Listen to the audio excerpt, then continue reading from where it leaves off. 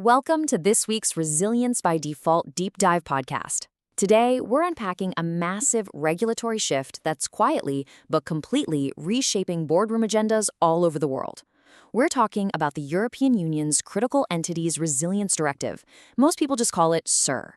And to break this all down for you, we're pulling our insights directly from an incredibly detailed briefing document we call TERI.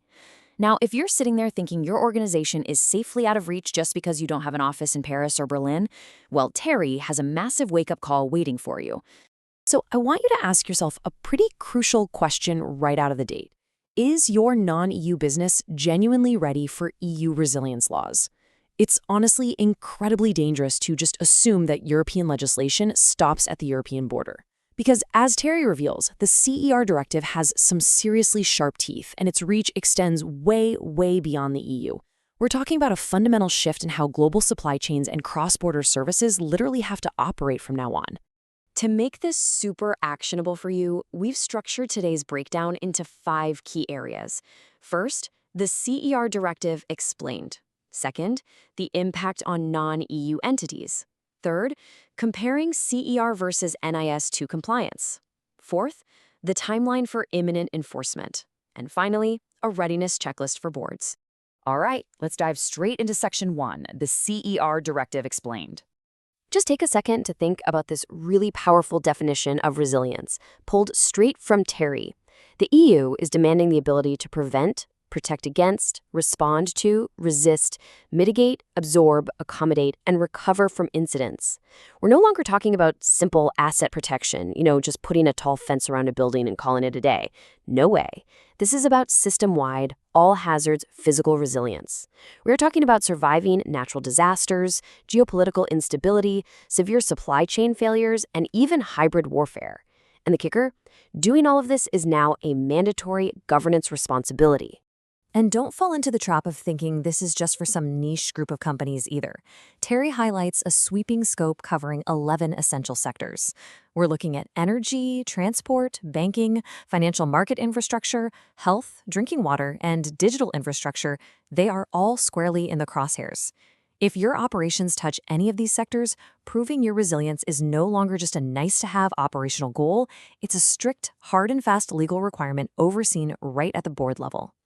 Which brings us to Section 2, Impact on Non-EU Entities. This explores the extraterritorial reach of the directive, and honestly, it's probably the biggest plot twist revealed in TERI. This compliance cascade catches global suppliers entirely in the crossfire. Even if your headquarters are literally thousands of miles away from Europe, EU-based critical entities are now legally required to ensure that their non-EU suppliers and partners meet these exact same strict resilience expectations. Meaning, you're going to face audits, assurance requests, and demands to explicitly prove your physical resilience measures just to keep your European contracts. Now, what's really interesting about this is exactly who is being targeted. TERI provides some pretty stark examples. Are you a UK-based financial market infrastructure serving EU clients?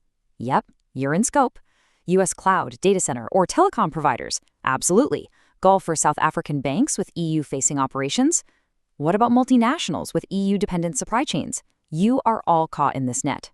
CFIR is rapidly becoming a de facto global standard, much in the same way GDPR did for data privacy a few years back. Let's move on to Section 3, CMIS versus NIS2 compliance. We really have to address a dangerous yet very common myth here. Specifically, the idea that if your organization is already compliant with NIS2, the Network and Information Security Directive, that you're automatically fined under CER. Using clippings directly from TERI, we can put NIS2 and CER side by side. These are two completely separate legal instruments. They've got different scopes, different focuses, and totally different requirements. Being fully aligned with one absolutely does not give you a free pass on the other. So the crucial point is this. NIS2 is all about cybersecurity and digital resilience. CRR requires entirely different layers. It demands all hazards risk assessments, physical security, facility redundancy, and real-world crisis management.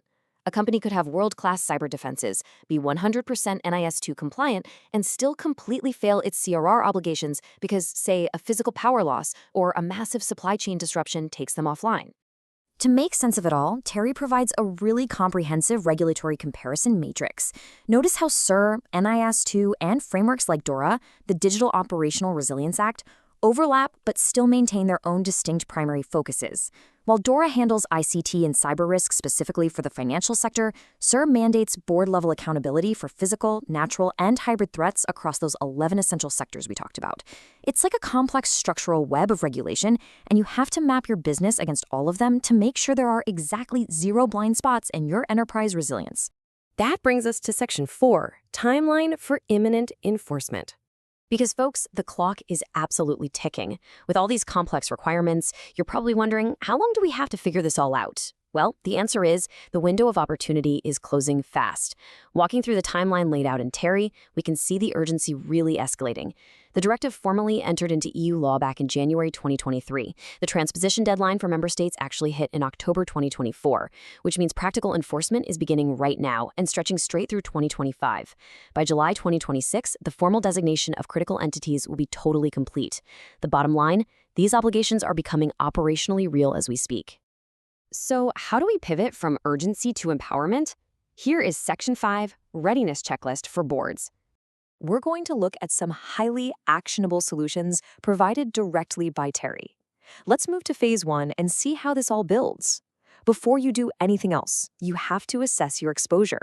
You need to identify whether your services actually support EU essential services. Then get your governance in order. Define your board-level oversight and appoint a named accountable executive for resilience. Once that governance is locked in, you've got to complete enterprise-wide all hazards risk assessments. This means mapping out your cross-border dependencies and threat scenarios, everything from extreme weather to geopolitical disruption. Next up is Phase 2, which is where you really operationalize your strategy. You need to align your physical security controls and completely update your business continuity plans. Crucially, you must align your incident classification to make sure you have the ability to notify EU clients rapidly.